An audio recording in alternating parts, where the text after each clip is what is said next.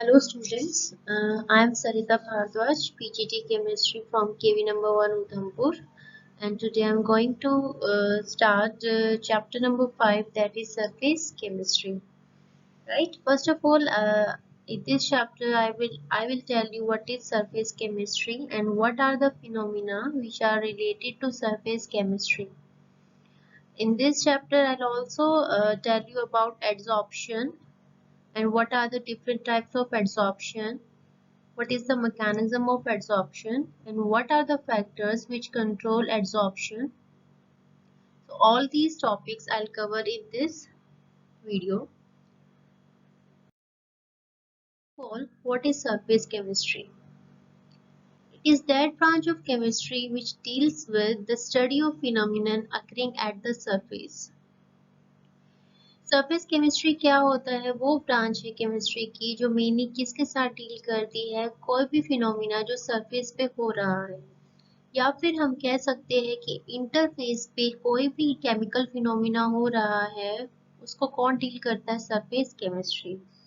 What is interface? Interface है क्या? Suppose I have taken two gases और दोनों की दोनों गैसेस जो है वो कंप्लीटली मिसिबल है, एक दूसरे में कंप्लीटली मिसिबल है, तो इसका मतलब क्या है? इसके बीच में कोई भी सेपरेशन नहीं होगा because both the gases are completely miscible. मैं ये कह सकती हूँ कि यहाँ पे कोई भी इंटरफेस क्रिएट नहीं हुआ। But if I take a solid and liquid, और सॉलिड को जो मैं लिक्विड में डिसॉल्व कर रही हूँ वो कंप्लीटली डिसॉल्व नहीं है, वो मिसिबल नहीं है। इट मीन्स उनके बीच में एक इंटरफेस क्रिएट हो गया है। So, surface chemistry mainly deals with the phenomena which are occurring at the surfaces, or I can say at the interface, right?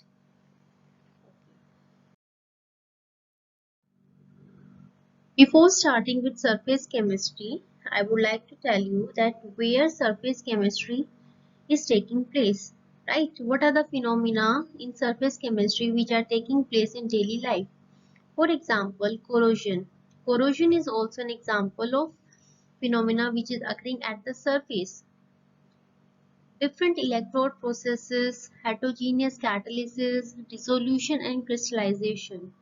All these phenomena are occurring at the surfaces or interfaces. So all these phenomena, they come under surface chemistry. So I would like to start with some basic terms which are used in surface chemistry. First of all, adsorption. What is adsorption? The accumulation of molecular species at the surface rather than in the bulk of a solid or liquid is termed as adsorption. Adsorption होता क्या है? Molecular species जो होते हैं वो surface पे ही accumulate हो जाते हैं, ना कि सरफेस के अंदर जाते हैं, एंटर करते हैं बल्क के अंदर। उस प्रोसेस को हम क्या बोलते हैं? Adsorption, right? अगर मैंने चौक लिया है, फॉर एग्जांपल अगर मैंने चौक लिया है और उसको मैंने इंक में डिप किया है, तो अगर इंक सरफेस पे ही रह जाती है, अगर मैं चौक को ब्रेक करती हूँ और इंक जो है वो मुझे ब्रेक करने के बाद अंदर चौक के अंदर कलर नहीं दिखाई देता, वो सिर्फ सरफेस पे रह जाता है, तो वो फिनोमिना क्या हुआ? एडसॉर्प्शन। इसका मतलब इंक जो है वो सरफेस पे ही एक्यूमुलेट हो गई, उसने जो चौक है उसके अंदर, उस बल्क के अंदर एंटर नहीं किया, तो ये फिनोमिना जो हो गया वो क्या हो गया? एडसॉर्प्शन।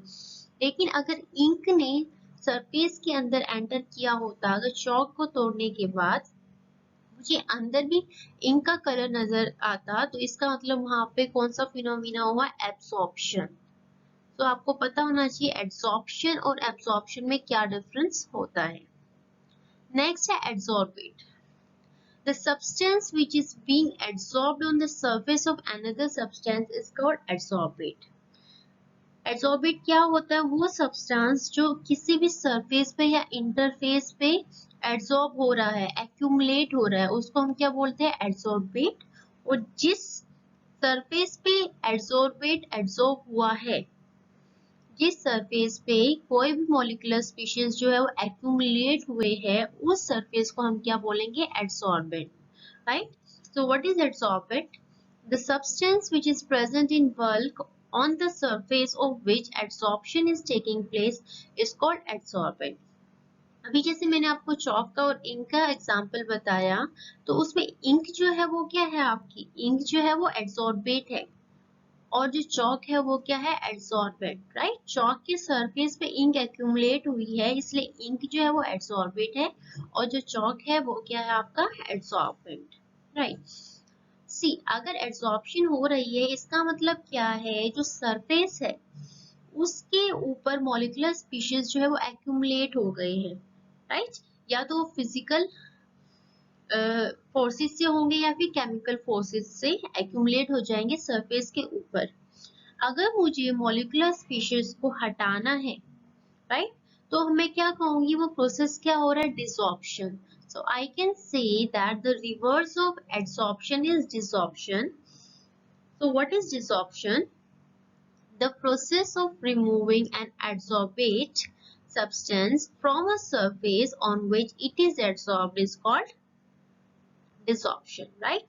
Adsorbate जो है उसको हम adsorbent के surface से remove कर रहे हैं, हटा रहे हैं, उस process को हम क्या बोलते हैं, desorption बोलते हैं। See now difference between adsorption and absorption. What is absorption? It is the phenomenon in which a substance is uniformly distributed all over the surface. See, आपको डिफरेंस समझना है।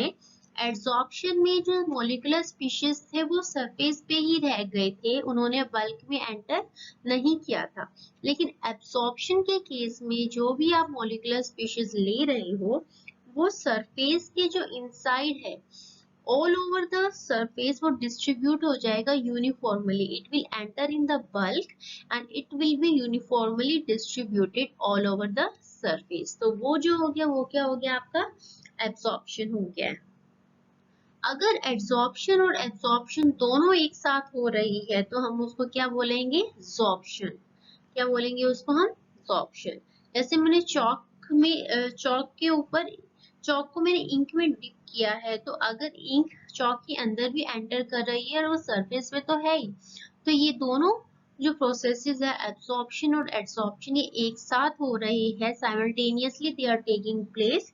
तो हम क्या बोलेंगे, ये क्या फिनोमिना हो रहा है, ये फिनोमिना जो हो रहा है वो क्या हो रहा है, एब्सॉर्प्शन हो रहा है, right. Now see, as I have discussed the distinction between adsorption and absorption, तो हम देख लेते हैं एक बार adsorption और absorption में basic difference क्या होता है। First, adsorption, the substance is concentrated only on surface and does not penetrate through the surface to the bulk of adsorbent। इन्होंने क्या बोला, substance जो है वो concentrate रहता है only on surface, right? Surface पे ही रहता है and it does not penetrate through the surface to the bulk of adsorbent। जो adsorbent है उसके surface में penetrate नहीं करता, so it is generally a surface phenomenon। But absorption में क्या होता है, the substance is uniformly distributed throughout the bulk। जो bulk है substance का उसमें यूनिफॉर्मली डिस्ट्रीब्यूट हो जाता है। अगर सब्सटेंस, अगर एड्सॉर्बेंट के अंदर यूनिफॉर्मली डिस्ट्रीब्यूट हो जाता है तो हम उसको क्या बोलेंगे, absorption, right. Now see adsorption, अगर कोई भी सब्सटेंस जो है वो सरफेस पे एक्यूमुलेट हो रहा है, इसका मतलब उसकी कंसंट्रेशन क्या हो रही है, इंक्रीज हो रही है सरफेस पे। So second difference is the concentration of adsorbate increases only at the surface of the adsorbent। Adsorption के केस में जो कंसंट्रेशन होगी एड्सॉर्बेट की वो कहाँ इंक्रीज होगी, सिर्फ सरफेस के ऊपर। जो एड्सॉर्बेंट है उसके सरफेस के ऊपर क्या होगी, concentration of adsorbate will increase. But absorption के केस में क्या होगा, जो कंसंट्रेशन होगी वो क्या होगी, यूनिफॉर्मली डिस्ट्रीब्यूट होगी through out the bulk of the solid, right? For example, as I have told you, अगर मैं चॉक को इंक में डिप कर रही हूँ तो क्या होगा, in case of adsorption, the surface of chalk retains color of ink when dipped in it।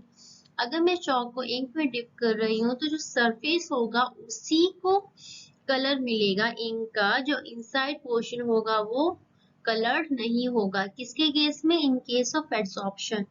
But in case of absorption जो सॉल्वेंट होगा इंक का, it will goes deeper in the string, right. वो chalk के अंदर enter करेगी ink और uniformly distribute हो जाएगी, राइट। लास्ट क्या है, फॉर दूसरा एग्जांपल देख लेते हैं हम। Water vapour is absorbed by silica gel, right. अगर मैं कैल्शियम क्लोराइड लेती हूँ और सिलिका जेल ले रही हूँ, तो सिलिका जेल जो है उसमें एब्जॉर्प्शन हो रहा है, बिकॉज जो वाटर वेपर्स है वो क्या करते हैं, सिलिका जेल के सरफेस पे एक्यूमुलेट हो जाते हैं। बट अगर मैं एनहाइड्रस कैल्शियम क्लोराइड लूंगी, तो जो वाटर वेपर्स है they will enter inside the calcium chloride, और वो क्या करेंगे, वाटर वेपर्स जो है वो अंदर एक्यूमुलेट हो जाएंगे, यूनिफॉर्मली डिस्ट्रीब्यूट हो जाएंगे कैल्शियम क्लोराइड के केस में। तो these are some differences between adsorption and absorption. Now see mechanism of adsorption. Adsorption का क्या मैकेनिज्म है? This is very important to know what is the mechanism of adsorption. Adsorption में heat release हो रही है या हीट एड्सॉर्ब हो रही है, राइट। उसके लिए डेल्टा जी क्या होना चाहिए, डेल्टा एच क्या होना चाहिए, ये सब हम मैकेनिज्म में देखेंगे। Because adsorption is a surface phenomena, it means I have to consider the forces between adsorbent and adsorbent. See, adsorption occurs because the particle on the surface and the particles in the bulk of the adsorbent are not in the same environment. That is, the net force acting on them is not the same. कोई भी अगर reaction हो रही है, कोई भी अगर phenomena हो रहा है, यहाँ हम किसकी बात कर रहे हैं, एड्सॉर्प्शन की। तो फर्स्ट ऑफ ऑल एड्सॉर्प्शन होता क्यों है, एड्सॉर्प्शन क्यों हो रहा है? अगर मैंने कोई भी सरफेस लिया है, that surface is made up of molecules, right.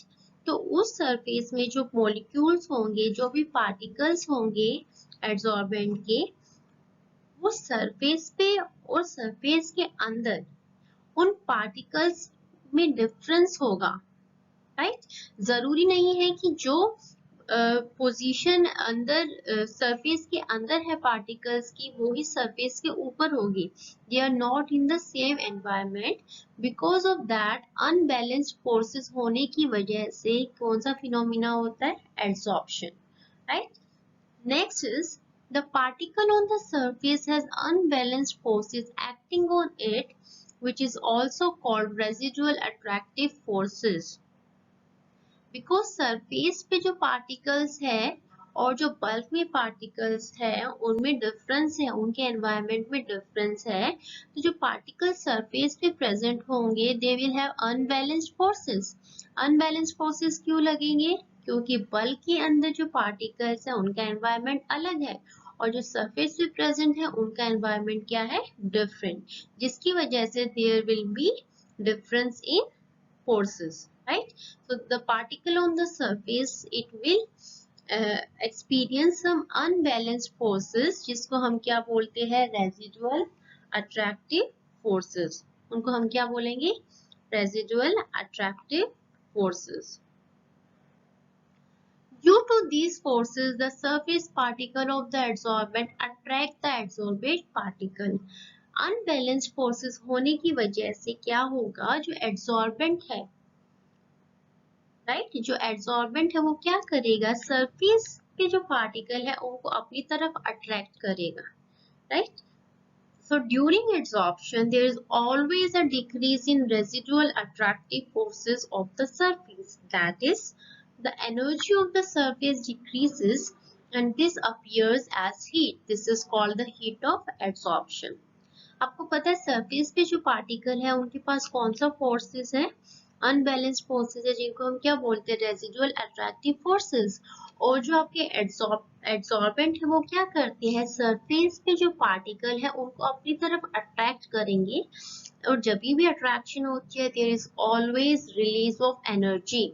जब भी अट्रैक्शन होगी तो हमेशा एनर्जी रिलीज होती है, और इस केस में एनर्जी रिलीज हो रही है in the form of heat, right. तो हम कह सकते हैं कि बिकॉज ऑफ एड्सॉर्प्शन जो सरफेस पे पार्टिकल है उनका जो रेजिडुअल अट्रैक्टिव फोर्स है वो डिक्रीज हो रहा है और जिसकी वजह से क्या होएगा, एनर्जी डिक्रीज हो जाएगी and it will be decreased in the form of heat, और उस हीट को हम क्या बोलते हैं, हीट ऑफ एब्जॉर्प्शन। क्या बोलेंगे उसको हम, heat of absorption. And the amount of heat evolved when 1 mole of adsorbate is adsorbed on the adsorbent surface is called enthalpy of adsorption. So what is enthalpy of adsorption? जब भी 1 mole of adsorbate को हम adsorbent के ऊपर adsorb कराएंगे उस time पे जो heat evolve होती है उस heat को हम क्या बोलते हैं, enthalpy of adsorption. Now very important is that adsorption is always exothermic and the enthalpy change, that is delta H, is always negative. As I have told you that जब भी adsorption होती है residual attractive forces decrease होती है और energy release होती है in the form of heat. Because adsorption में forces attractive force होने की वजह से energy release हो रही है, इसलिए ये process हमेशा क्या होएगा, exothermic। और एक्सोथर्मिक रिएक्शन के लिए जो एंथैल्पी चेंज होता है डेल्टा एच, वो हमेशा क्या होता है, नेगेटिव। तो आपको ध्यान रखना है ये एब्जॉर्प्शन जो है वो एक्सोथर्मिक प्रोसेस होता है और उसके लिए हमेशा डेल्टा एच क्या होएगा, negative. When the adsorbate molecules are adsorbed on the surface of the adsorbent, their freedom of movement becomes restricted and hence delta S, the entropy, decreases. आपको पता है एंट्रोपी क्या होती है, डिग्री ऑफ फ्रीडम।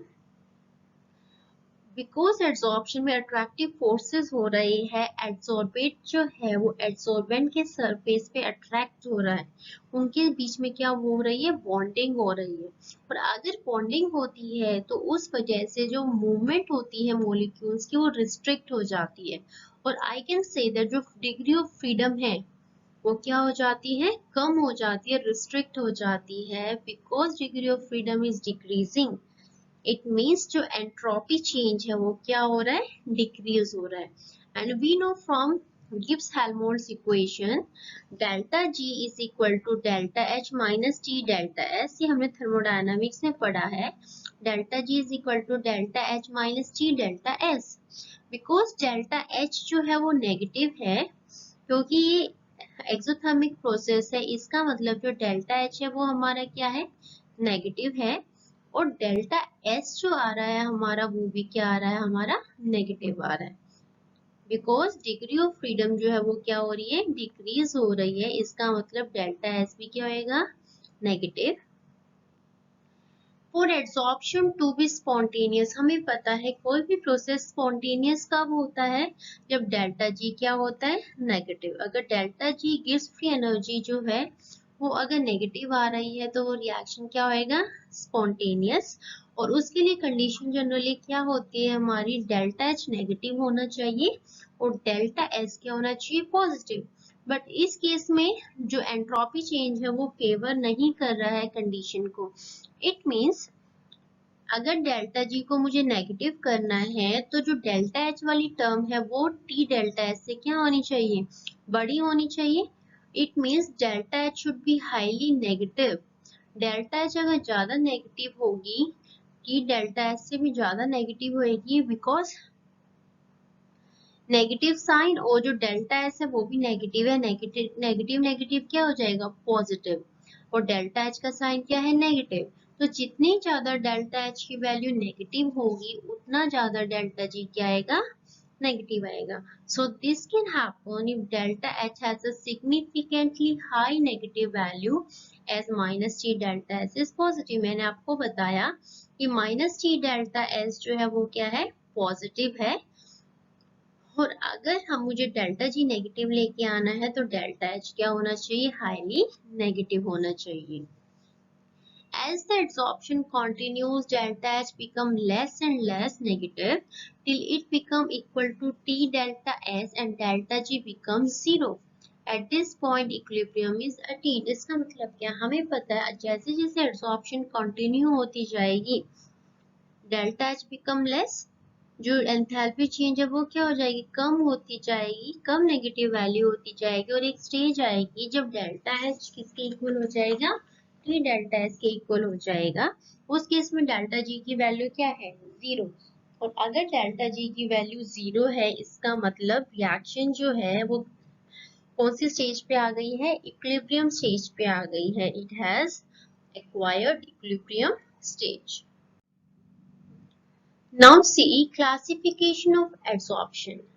एडसॉर्प्शन जो है उसको हमने दो तरह से क्लासिफाई किया है, physical adsorption and chemical adsorption, right. Physical adsorption को हम फिजिसॉर्प्शन भी बोलते हैं। फिजिकल एडसॉर्प्शन को हम क्या बोलते हैं? फिजिसॉर्प्शन। और फिजिकल एडसॉर्प्शन का मतलब क्या है? एडसॉर्बेट और एडसॉर्बेंट के बीच में जो फोर्सेस बन रहे हैं वो जनरली किसके बन रहे हैं? Van der Waals forces, right. हमें पता है van der Waals forces are the weak forces. Weak forces होते हैं, इसका मतलब फिजिकल एडसॉर्प्शन में जो फोर्सेस ऑपरेट हो रहे हैं एडसॉर्बेट और एडसॉर्बेंट के बीच में, वो क्या है? Weak van der Waals forces. वो कौन से फोर्सेस है? Weak van der Waals forces. Chemical adsorption में क्या होता है? जब भी एडसॉर्बेट और एडसॉर्बेंट के बीच में फोर्सेस बनेंगी, वो किस वजह से बनेंगी? वो केमिकल बॉन्ड्स की वजह से बनेगी। केमिकल बॉन्ड्स क्रिएट हो जाते हैं एडसॉर्बेट और एडसॉर्बेंट मॉलिक्यूल के बीच में बिकॉज ऑफ अनबैलेंस्ड फोर्सेस। इसलिए हम इसको क्या बोलते हैं? Chemical adsorption. तो डिफरेंस क्या हो गया? फर्स्ट डिफरेंस, फिजिकल एडसॉर्प्शन जो है उसमें वंडर वॉल फोर्सेस होते हैं, और जो केमिकल एडसॉर्प्शन होता है उसमें कौन सी बॉन्ड बनते हैं? केमिकल बॉन्ड बनते हैं, राइट। अब देखिए, because van der Waals forces are weak forces, इसका मतलब जितना वीक फोर्सेस होगा उतनी कम एनर्जी क्या होगी? रिलीज होगी। It means heat of adsorption जो होता है फिजिसॉर्प्शन के लिए, वो क्या होता है? लो होगा। उसकी वैल्यू क्या होगी? 20 से 40 किलोजूल पर मोल। और केमिकल एडसॉर्प्शन में स्ट्रॉन्ग बॉन्ड बनते हैं, स्ट्रॉन्ग केमिकल बॉन्ड बनते हैं because bonds formed are very strong. It means high amount of energy will be released in the form of heat of adsorption. So I can say that in case of chemical adsorption, heat of adsorption जो होगी वो क्या होगी? High होगी, जिसकी value क्या होगी? 40 से 200 किलोजूल पर मोल। थर्ड डिफरेंस क्या है? रिवर्सिबल। फिजिकल एडसॉर्प्शन जो है वो रिवर्सिबल एडसॉर्प्शन होती है। व्हाई? बिकॉज एडसॉर्बेंट और एडसॉर्बेट के बीच में जो फोर्सेस बने हैं वो क्या बने हैं? Weak forces. वो वीक फोर्सेस बने हैं, इट मींस उनके बीच में जो फोर्सेस है हम उनको रिवर्स कर सकते हैं। अगर एक बार एडसॉर्प्शन हो गई तो हम उसको डिसॉर्प्शन भी कर सकते हैं, इसलिए फिजिकल एडसॉर्प्शन क्या होती है? रिवर्सिबल। बट केमिकल एडसॉर्प्शन के केस में क्या होगा? Because strong bonds are formed और स्ट्रॉन्ग बॉन्ड्स बने हैं, इट मींस एक बार अगर एडसॉर्बेट और एडसॉर्बेंट के बीच में स्ट्रॉन्ग फोर्सेस बन गए तो उनको रिवर्स करना क्या हो जाता है? डिफिकल्ट होता है। हम उनको डिसॉल्व इजिली नहीं कर सकते, इसलिए केमिकल एडसॉर्प्शन क्या होती है? इरिवर्सिबल होती है। Next, physical adsorption is non specific in nature. Non specific का मतलब क्या है? जो एडसॉर्बेंट का सरफेस होता है वो कोई प्रेफरेंस नहीं दिखाता कि उसके सरफेस पे कौन सा एडसॉर्बेट एडसॉर्ब होना चाहिए, because van der Waals forces are universal, वो कोई सेलेक्टिविटी नहीं दिखाता। But in case of chemical adsorption, adsorbent are highly specific for adsorbate। जो एडसॉर्बेंट होते हैं वो बहुत स्पेसिफिक होते हैं कि उनके सरफेस पे कौन सी गैसेस या फिर कौन से मॉलिक्यूल्स जो है वो एडसॉर्ब होने चाहिए। इसलिए केमिकल एडसॉर्प्शन क्या होती है? It is specific in nature. और physical adsorption, it takes at low temperature and decreases with increase with temperature। ये बहुत important point है। जो physical adsorption होती है, it takes place at low temperature and it decreases with increase of temperature। वो low temperature पे prefer करते हैं हम physical adsorption को, और अगर मैं temperature बढ़ाती हूँ तो क्या होगा, it will decrease with increase of temperature according to Le Chatelier principle. आपको पता है फॉर एक्सोथर्मिक रिएक्शन अगर हम टेम्परेचर बढ़ाते हैं तो रिएक्शन बैकवर्ड डायरेक्शन में जाएगी, मतलब डिसॉर्प्शन हो जाएगा। इट मीन्स अगर मुझे फिजिकल एब्सॉर्प्शन को कंटिन्यू करना है तो मुझे उसको लो टेम्परेचर देना पड़ेगा, और अगर मैं हाई टेम्परेचर करती हूँ then it will decrease with increase of temperature.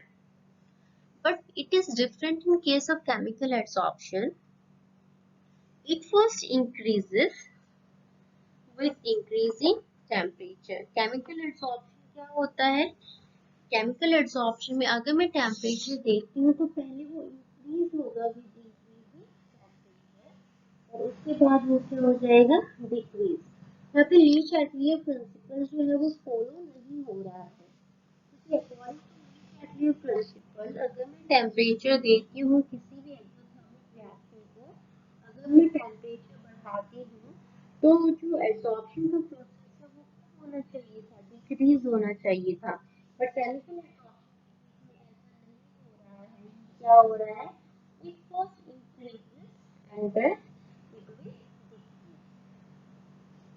Why ऐसे क्यों हो रहा है, बिकॉज जो हम पहले एनर्जी दे रहे हैं, जो टेम्परेचर मिल रहा है, that is used to activate the reaction. It is used in the form of activation energy. जो पहले एनर्जी रिलीज हो रही है वो क्या हो रहा है, पहले केमिकल बॉन्ड को बनाने में जो एनर्जी रिलीज होती है, जो एनर्जी ऑफ एब्सॉर्प्शन है जो रिलीज हो रही है वो यूज्ड अप हो रही है in form of activation energy. इसलिए जब मैं टेम्परेचर बढ़ाती हूँ तो उस केस में एब्सॉर्प्शन डिक्रीज नहीं हो रहा है, right? So this is important point that why chemical absorption it increases with increasing temperature initially and then decreases. So I can say that the energy released during absorption is utilized in the form of activation energy, और उसके बाद जो energy release होती है वो क्या होती है, that will decrease with increase in temperature. Next है multi molecular in nature. Physical absorption जो होती है वो क्या होती है, मल्टी मोलिकुलर इन नेचर। इसका मतलब क्या है, अगर एड्सॉर्बेट को मैं एड्सॉर्बेंट के सरफेस पे एड्सॉर्ब करा रही हूँ तो बिकॉज फोर्सेस जो है वो क्या होते हैं, वीक वंडरवॉल फोर्सेस, तो एक से ज्यादा लेयर्स जो है मॉलिक्यूल की वो सरफेस पे डिपॉजिट हो सकती है। बट केमिकल एड्सॉर्प्शन में ऐसा नहीं होता। अगर एक बार केमिकल बॉन्ड बन गया एड्सॉर्बेट के सरफेस पे, उसको हम रिवर्स नहीं कर सकते। इसका मतलब only single molecular layer can be formed on the surface of adsorbate, इसलिए they are unimolecular in nature. Last point जो है फिजिकल एड्सॉर्प्शन का, the amount of gas adsorb depend on its critical temperature. कौन सी gas कितनी adsorb होगी एड्सॉर्बेट के सरफेस पे, वो किस पे डिपेंड करती है, क्रिटिकल टेम्परेचर पे डिपेंड करती है इन case of physical adsorption. But chemical adsorption में ऐसा कोई भी रिलेशन नहीं होता। कौन सी गैस जो है वो कितने एक्सटेंट तक एड्सॉर्ब होगी, it will not depend on its critical temperature.